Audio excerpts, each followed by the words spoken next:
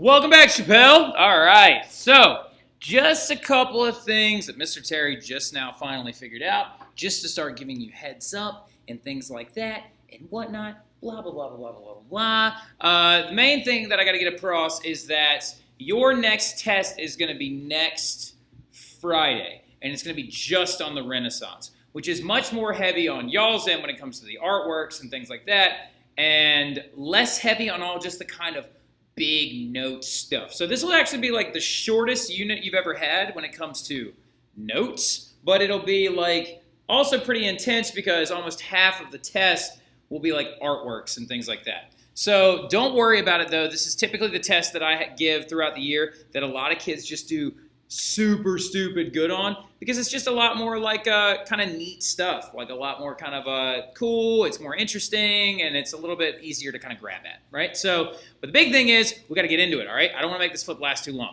So we've been talking about the Italian Renaissance more than anything else, right? So something we got to get into now is we got to discuss how like the Renaissance ain't going to just stay in Italy, right? It's not going to just stay in Italy. Like almost half of the Renaissance artworks that y'all are going to be presenting on going into the end of this week and then on, right, until next Friday where the test will be, most of these artworks are, yes, by Italians. However, a lot of these artworks are actually also by Northern Renaissance artists, right? Because the Renaissance is going to leave Italy, right? And it's going to cross the Alps and it's going to journey on forward. And that's not to say like the Mona Lisa is going to jump up out of its painting and walk over the Alps. The trend of the Renaissance and the rebirth of intelligence is going to continue to grow and journey its way out of Italy. It's also going to represent itself in a lot of other areas, right? So, for example, it's going to spread north mostly through trade as well, mostly just through trade, right? So, like we talked about how like all these new products were coming in through Venice from the Byzantine and the Ottoman Empire and then traveling through Milan and then flowering their way out. So, all like cultural diffusion, right? This Renaissance era is going to continue to grow, right? So, what's going to end up happening, though, is a lot of artists are going to be persecuted for their work. Some are going to run to northern countries, right? So also it's going to grow through trade. Also it's going to grow through kind of just the sharing of items. This, ironically enough, put a star next to that. This is what happened the least, all right? So like the least amount of time artists were persecuted for their work, right? So the most amount of time, the art just continued to spread, much like any great idea actually does, right? So sorry, I was checking out my plant. Now, anyway, northern countries include places like England, France. Some of y'all already wrote Germany. Cross out Germany and write Holy Roman Empire because that's the actual name for Germany at this time is the Holy Roman Empire. And it's going to also go out towards Spain, and it's also going to go out towards the Netherlands area, which was controlled by the Holy Roman Empire, into Austria, which is controlled by the Holy Roman Empire, and then like the Czech Republic. Holy Roman Empire. Now, so as you can tell, though, it's just continuing to grow, right? It's growing, it's flowering, it's continuing to move its way out, right? And a lot of it has to do with this guy, all right? So a lot of it has to do with the growth of intelligence. A lot of it has to do with the growth of these writings, right? Dante, Baldassare, or Castiglione, Dante, Machiavelli. I said Dante 3 times now. Petrarch, Erasmus, which is a guy that we'll get into when we actually discuss the Reformation period for the next unit, but this printing revolution is a big reason. Why? Because this guy comes along, this German Holy Roman Empire citizen, German-speaking person named Johannes Gutenberg, right? Johannes Gutenberg comes along and he creates the first metal, movable type printing press and prints the very first printed Bible known as the Gutenberg Bible, right? So jot that down, the Gutenberg Bible, all right? So the big thing about the printing press, first of all, let's not rip this away from the Eastern cultures, right? The Chinese and the Koreans came up with printing first, all right? They came up with the first printing press, all right? But the problem with the Chinese and the Korean versions of the printing press was they were made out of wooden blocks and the ink would soak into them all the time, and it would make it very, very difficult to actually continue to use the same types, is what they're called, the little block letters. The letters individually that would be lined up to make those things are called types. And so what Johannes Gutenberg did is he forged those types in metal. So it was the metal type movable printing press, right? So imagine a printing press kind of like a Scrabble board or a game of Scrabble. How you have all the letters individually on little tiles. What you would do is you would just go Mr.Terry space is space Better space THAN space Matherne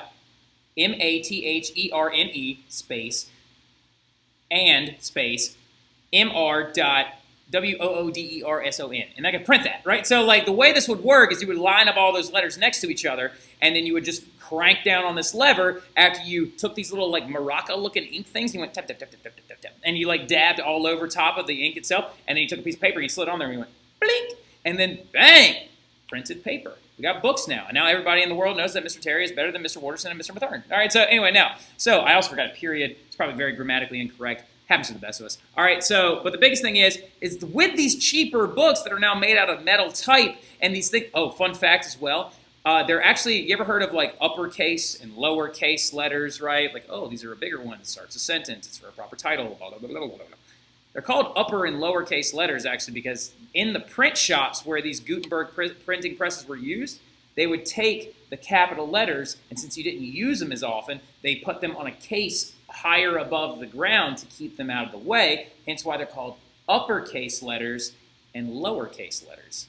Bet you didn't know that, nerds. All right, so anyway, but also the greatest thing about printed books is it's going to lead to this idea that people should be able to imbibe literature on their own, right? So printed books are going to become cheaper, and they're going to be able to expose all classes to literature if they knew how to read, and literacy rates are going to go through the roof during this, well, not through the roof, but they're going to grow, which is good, all right? So, but the printing press is huge because it began to spread all of these ideas, right? Very important that we understand what the printing press is. And then artists are going to begin to grow their styles. Northern artists are going to depict more scenes of like real people, poor people, merchants, wealthy, etc. And the key detail difference between Northern and Italian artists has to do with the immense amount of detail that Northern artists typically use. Also, Northern artists tend to use more muted colors, right? So go ahead and jot that down, more muted colors, right? So Italian artists are going to create things like we looked at today in class, the Sistine Chapel ceiling, this guy over here, by Michelangelo, right? So that's bright, beautiful colors and the use of like movement and things like that, and a calling back to Rome and Greece, whereas Northern artists use much more muted colors and depicted more real people or like people that had enough money to actually buy these things, or et cetera, et cetera, et cetera, right? So they also use a crazy amount of detail. And one of the biggest pioneers of this whole thing happens to be a guy by the name of Albrecht Durer, which a couple of y'all actually have his works specifically, all right? So some of y'all are like, why are we even talking about this guy? We haven't even talked about the Italian artists yet. Because this is very, very different. And he actually pioneers a brand new type of art that no one's ever seen before. He is a phenomenal painter, first of all. But the biggest thing is he mastered the art of engraving, right? So engraving is where he would actually take a wooden block, right, known as a woodcut, and he would actually carve into the woodcut a picture completely in the negative, right? So he would carve into this thing with a stylus that he would dip in acid and be like, and do the outline, and then chip into it and do everything in the negative, basically creating a stamp. That stamp would then be covered in ink, loaded into a printing press, and shakak, and they would actually use his style of artwork of engraving. He wasn't the first one to do it, but he mastered it. They actually used this to depict religious upheaval and then also to add pictures to books. So instead of even necessarily writing this bottom thing, you could even be like, this science would be later used to provide illustrations for books. So engraving is a very, very intense art, and this is Albrecht Durer himself, right? He's also referred to, like I said, as the Northern Leonardo. And then Jan van Eyck is going to depict peasants and classical themes. Jan van Eyck, this is him right here. As you can tell, muted colors, extreme detail. Look at the amount of detail in the hat on his head. Look at the depth and the shading, and it looks almost real life. We're talking about a painting that's almost impossible to tell the difference between that and a photograph, right? And then, you're even going to get Northern philosophers and writers. You're going to get people like, for example, your boy, William Shakespeare, who shows up in the very late Renaissance period, if you even consider the flirting with the 1600s the Renaissance anymore. But then again, where does the Renaissance truly stop? William Shakespeare is going to be a playwright. He's going to focus on realistic characters, like the duality between Romeo and Juliet and feuding families within the Italian Renaissance, or within the Italian state of Verona. You also have other ones like Sir Thomas More, who's going to write this book called The Utopia, where he actually projects this idea of a perfect society, free of prejudice and irreligion. All right, so we're going to talk about these guys specifically a little bit more tomorrow, and then we're going to talk about the Northern Renaissance itself. I'm going to show you a couple paintings, and then we're going to use all that time as well to get ready for our presentations, right? So ironically enough, girls, this is where the notes stuff and flips for me actually stop for this unit. All right, so we're going to change the game. I'm deciding to change everything wildly. I'm going to condense this unit down to just the Renaissance, and we're going to take a test on just that, okay? And that way we're not rushing to the end, and we'll actually have a test on a smaller unit, all right? So we'll do that next week on Friday, all right? So I hope you all have a fantastic evening. Get ready for these art presentations. Let's get these things banged out. Let's really get them done, and I'll see you guys then. Y'all have a good one. Bye.